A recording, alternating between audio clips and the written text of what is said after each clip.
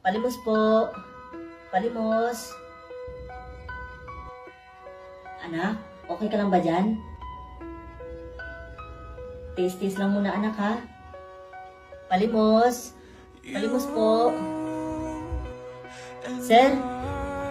Sir, palimos po. Pagkain lang po namin ng anak ko. Pare, sandali lang. Pre, huwag mo nang bigyan yan. Duda ako sa mga yan. Hindi naman nila bibili ng pagkain yan eh. Uy pare, huwag ka naman ganyan. Nangihingi lang ng pagkain eh. Ah, Ale, ito po. Ito po, Ale.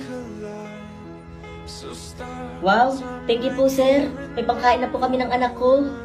Anak, hindi ka na magugutom. May pambili na tayo ng pangkain. Salamat sir ha. Masyado ka matagbigay pre. Uy pare, huwag ka naman ganun. Palimos. Palimos po. Hi sir.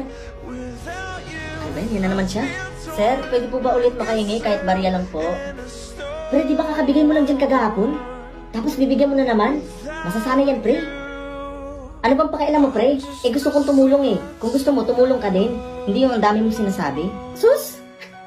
Ah, Ale, ito po. Ito pa. Wow! Thank you po ulit, sir, ha? Salamat po.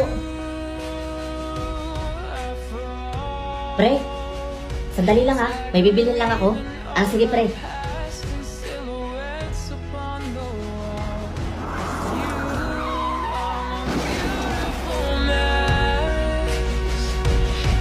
We're standing hand in hand with all our fears upon the edge. So start time right here in the moonlight. 'Cause I don't. Pre, ano nangyari? Okay ka lang ba? Dadaling kita sa ospital.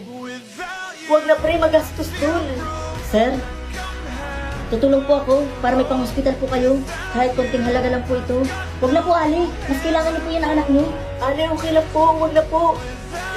Salamat po ha. Napakabuti niyo naman po. Kahit nagdandang na po kayo sa buhay. At na po kayong tumulong. Pasensya na po, Ali, sa mga naging asal ko sa inyo. Sa mga nasabi ko po sa sakit. Sana magkatawa niyo po ako, Ali. Okay lang po yun, sir. Naintindihan ko po kayo. Maraming salamat po.